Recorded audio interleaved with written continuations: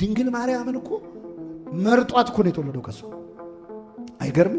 መርጦ የተወለደ ክርስቶስ መሆኑ አይደለም። እንዴት ብትነጻ ነው ድንግል ማርያም?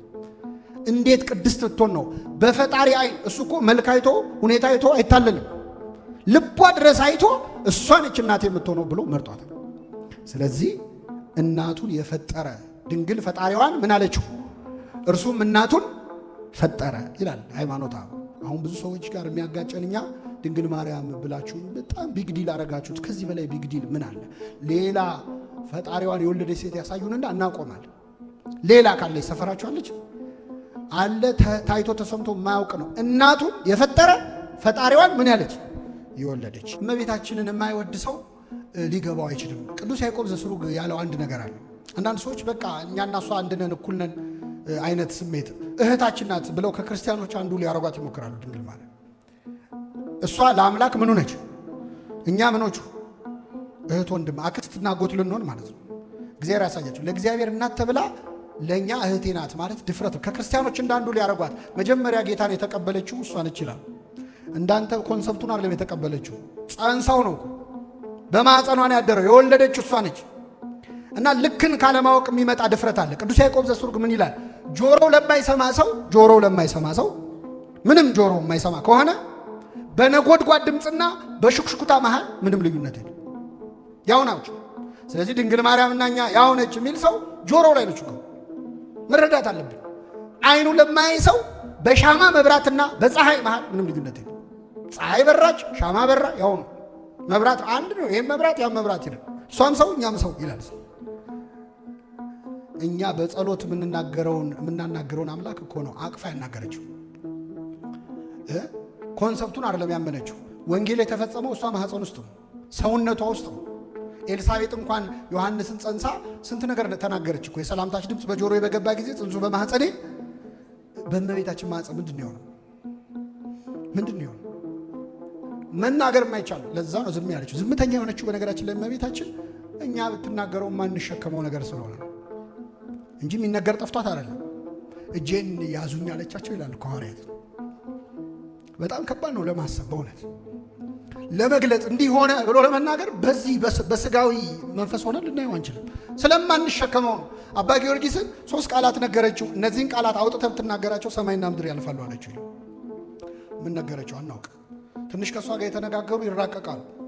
ዮሐንስ ከእሷ ጋር 14 ዓመት ቢቆይ የዮሐንስ ራእይ የዮሐንስ ወንጌል በቃ ጌታ ከደረቷ አስጠግታ ያሳደገችውን እናቱን ከደረቱ ተጠግቶ ለነበረው ለዮሐንስ ሰጠው።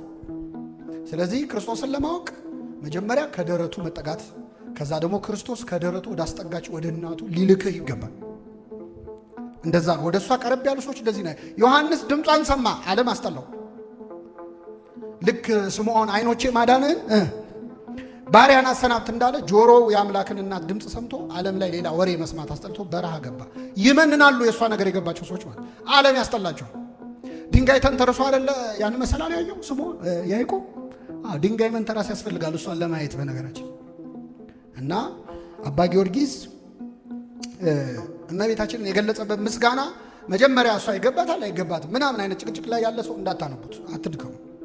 ስግደት ይገባታል አይገባትም ብለን እንከራከራለን እኛ። እሱ ጥላዋ ያረፈበትን ቦታ እስመው ዘንድ ማን በፈቀደልኝ ይላል። ስግደቱን ተዉት እና እሱ ያለበት ደረጃና እኛ ያለንበት ደረጃ በጣም ርቀት አለ። እና አባ ጊዮርጊስ ስለ እመቤታችን በጣም ብዙ ነገር ብሏል። የራሱ መልክዓ ማርያም አለው። ለዓይኖችሽ፣ ለከንፈሮችሽ፣ ለጆሮዎችሽ፣ ለእጆችሽ ብለን የምንጸለየው ጸሎት የአባ ጊዮርጊስ ይለያል። ለምሳሌ ሁሉን የሚመግበውን ለመገቡ ጡቶችሽ ነው። ያለ ጉጠት የእሳትን ፍም ለያዙ እጆችሽ ነው። እግዚአብሔር እሳት ነው አይደለም? አምላካችን በእውነት የሚያቃጥል እሳት ነው ይላል ቅዱስ ጳውሎስ። የሚያቃጥል እሳት ነው። የሚያቃጥለውን እሳት አቅፈዋለች ድንግል ማርያም። በሌላ ቦታ አባ ጊዮርጊስ ምን ይላል?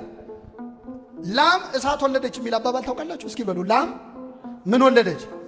ከዛስ እንዳትልሰው ፈጃት፣ እንዳትተወው ምን ሆነባት? እሳት የወለደችው ላም እመቤታችን ነች። ላም እሳት የወለደችው እሷ ነች። ሀዳስ ጣይዋ የምትባል እመቤታችን፣ አዲሲቱ ጥጃ እምቦሳ የተባለች እሳት የወለደችው ግን ስትልሰው አልፈጃትም።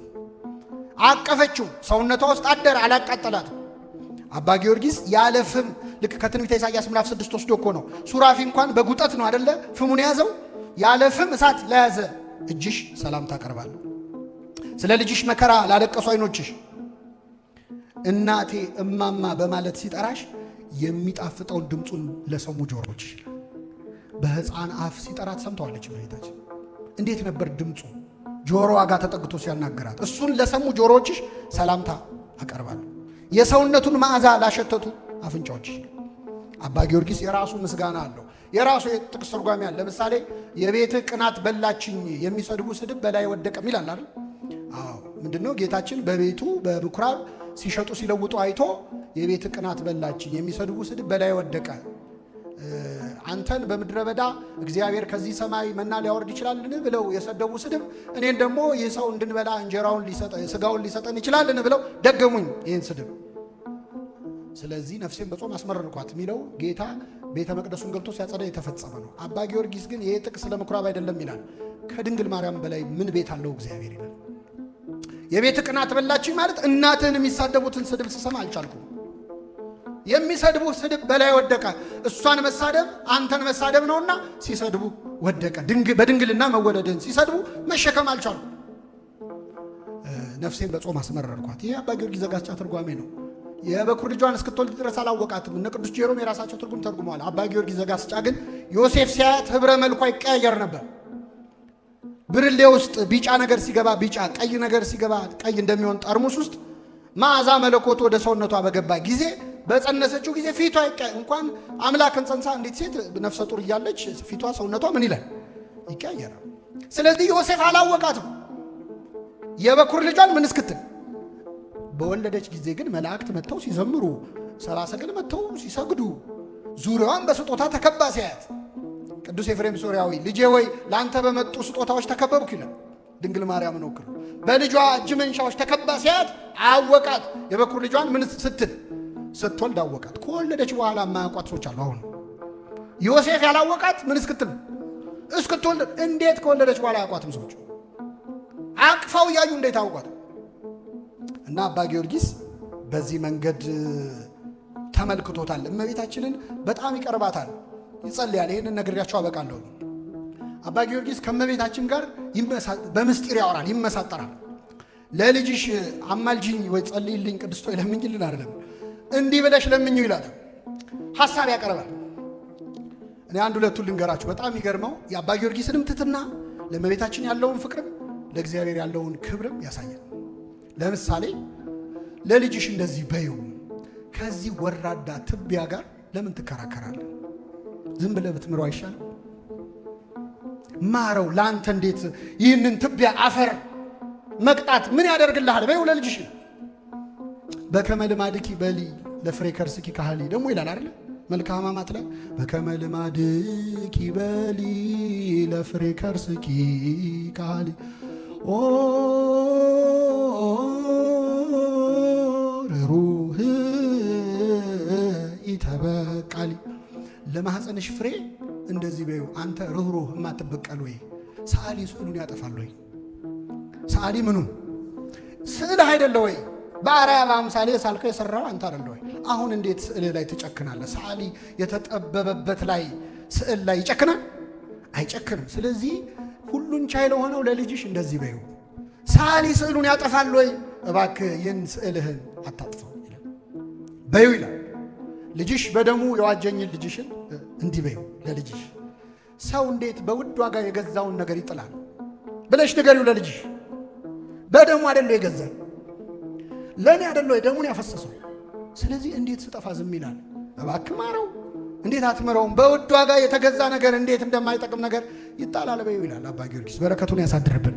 ስለዚህ ከእመቤታችን ጋር ያለው ቅርበትና ፍቅር ያማክራታል። በሥጋዊ ሕይወቱ በመንፈሳዊ ሕይወቱ በዚህ ዓለም ሰው ከደረሰበት አድርሽኝ። እስኪ በሉ በዚህ ዓለም ሰው ከደረሰበት አድርሽኝ፣ በዚያኛው ዓለም ከልጅሽ ቀኝ አቁሚኝ።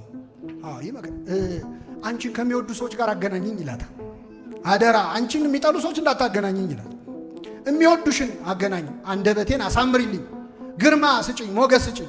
ስለ ሰይጣን ይነግራትና ይህንን ድውይ ይህንን ክፉ አይኑን ወጋው ዘንድ ለምን እኔን አታሰለጥኝኝም ይላታል።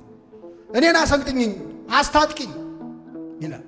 በእውነት የሃይማኖት ጥግ ትምክህትና ትሕትና አብሮ እንደሚነገር ልክ እንደ ቅዱስ ጳውሎስ እኔንም ያህለኝ የለም ይላል። በምግባሬ የረከስኩ ነኝ፣ በሃይማኖቴ ግን ማን ይደርስብኛል ይላል። አምነዋለሁ፣ በማመኔ ከፍ ያልኩ ነኝ፣ በምግባሬ ግን የተዋረድኩ ነኝ። ስለዚህ ነገሌን ምራ የለ ወይ ይህንንም ማረው በዩ ብሎ እመቤታችንን ቅዱሳንን የሁሉም ቅዱሳን ኅብረት የሚጠራ ነው።